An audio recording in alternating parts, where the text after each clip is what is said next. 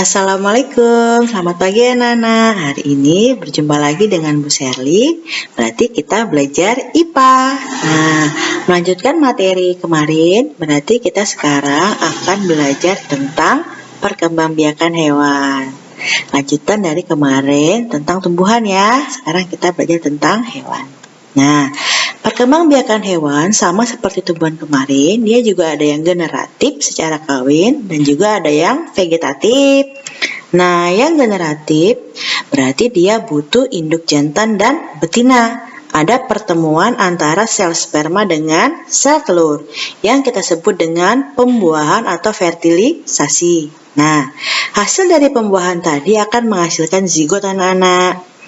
Zigot nanti akan berkembang menjadi embrio.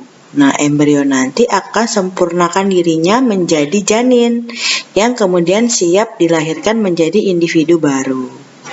Ini Ibu ambil contoh perkembangbiakan dari manusia ya. Nah, ini adalah proses pembuahan ya anak-anak. Sel sperma bertemu dengan sel telur. Nah, setelah masuk sel sperma dalam telur, maka sel telur tadi akan menjadi zigot.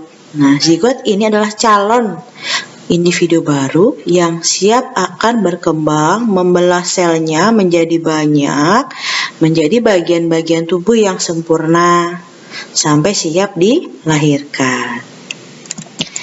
Nah, untuk pembagian pembuahannya atau proses pembuahannya terbagi menjadi dua. Yang pertama, pembuahan internal. In artinya di dalam. Nah, apa yang di dalam, Bu?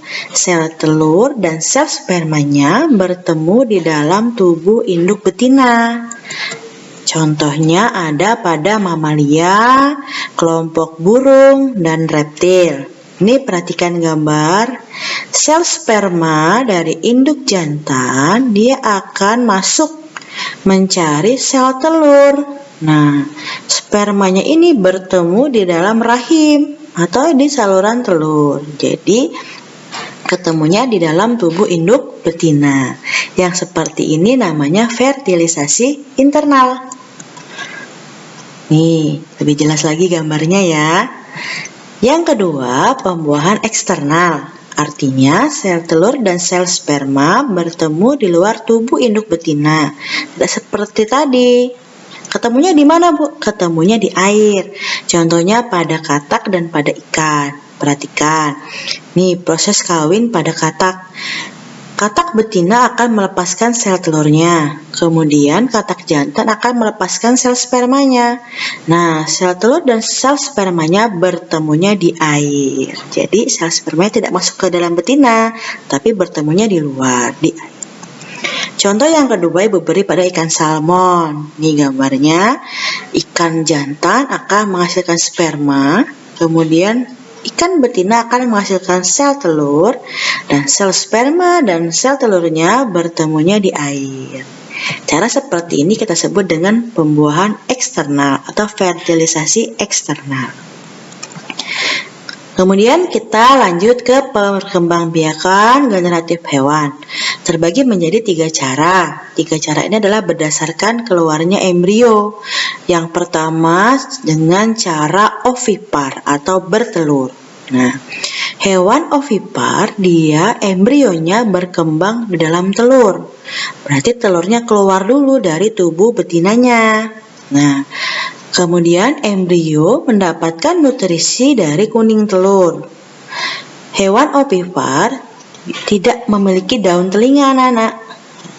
Contoh hewan ovipar ada kelompok burung, ada ikan, ada reptil, ada serangga, dan amfibi. Contohnya amfibi apa yuk? Ada katak, ada salamander. Contohnya reptil apa? Ada buaya, ada penyu, ada cicak, ada ular. Nah, ini Ibu beri contoh hewan-hewan yang berkembang biak secara ovipar.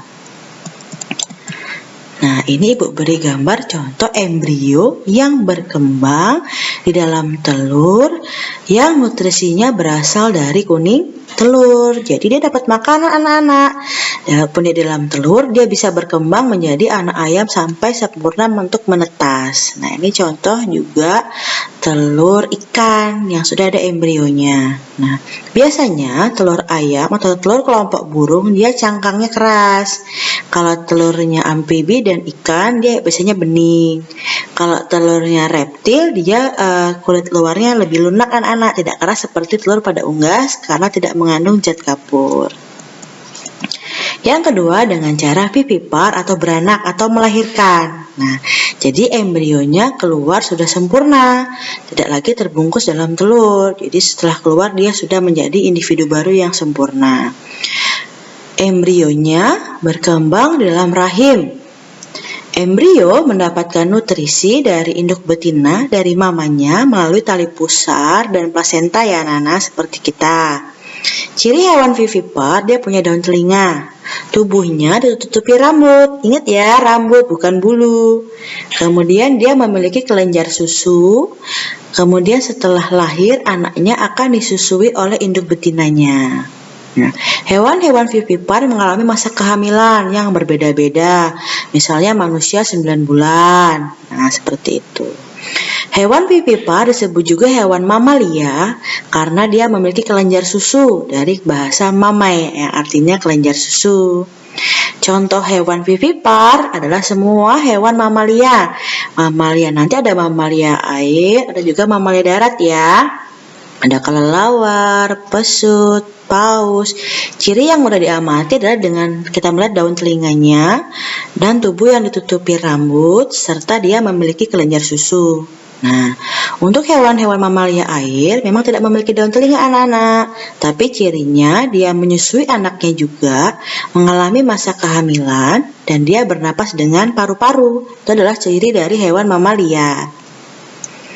Yang ketiga adalah ovovivipar, bertelur beranak. Nah, aslinya hewan ini bertelur, tetapi telurnya tidak dikeluarkan seperti telur ayam, telur penyu. Nah, telur ini tetap disimpan di dalam tubuh induknya sampai dia embrionya selesai berkembang, sampai siap menetas. Nah, setelah itu dikeluarkan. Jadi bentuknya seperti melahirkan anak-anak.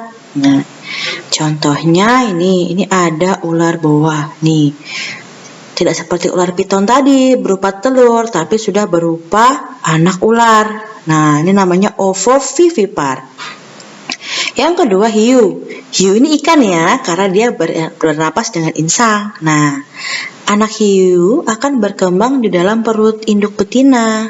Nanti keluarnya sudah berupa anak hiu seperti melahirkan. Ini ada contoh ikan pari yang sedang proses melahirkan ya. Nah, ini adalah gambar kuda laut. Kuda laut ini unik anak-anak.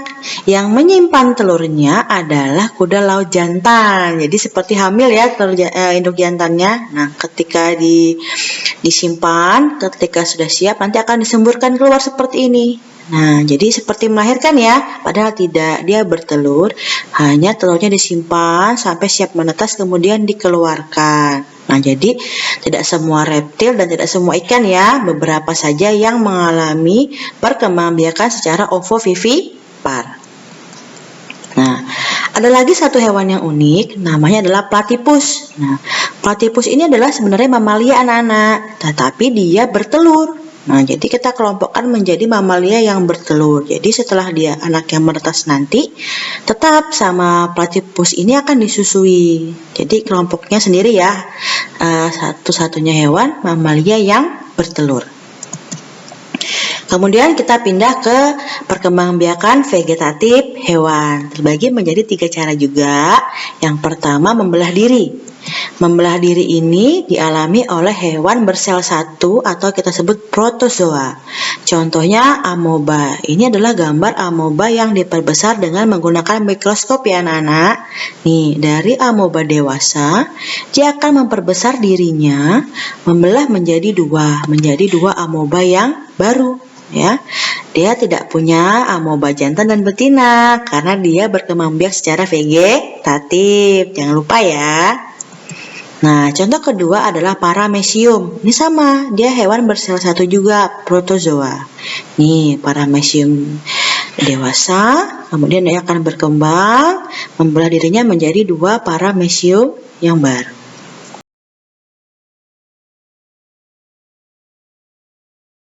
Nah, cara yang kedua adalah dengan cara fragmentasi. Fragmentasi ini dialami oleh hewan-hewan yang bisa menumbuhkan bagian dari potongan-potongan tubuhnya. Contohnya ada cacing planaria dan bintang laut. Nah, ini ada gambar bintang laut yang salah satu lengannya terputus. Nih, perhatikan. Sudah mulai tumbuh cabang dari bintang laut yang baru ya. Dari 2 akan menjadi bintang laut yang baru. Nih, Ibu berikan gambar cacing planaria. Ibu potong menjadi 3 bagian. Bagian pertama akan tumbuh menjadi cacing baru, yang tengah juga begitu, yang bawah juga begitu anak-anak.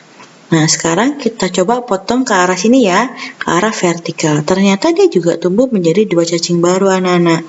Bu, kalau saya potongnya banyak, 5 potong, ya tetap potongan tadi akan menjadi cacing planaria yang baru.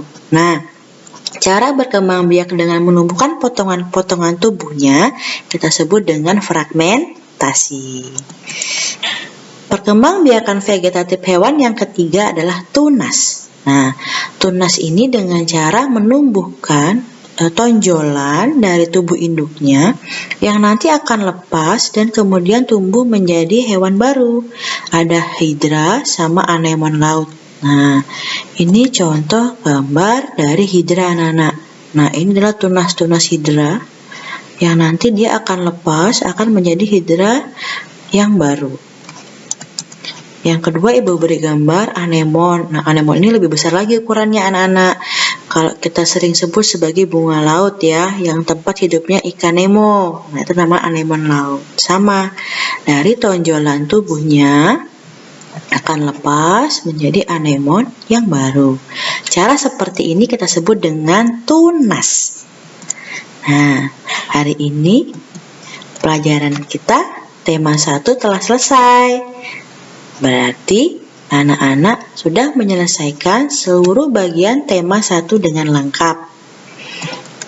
Senang ya? Nah, berarti pertemuan berikutnya kita akan masuk ke tema kedua.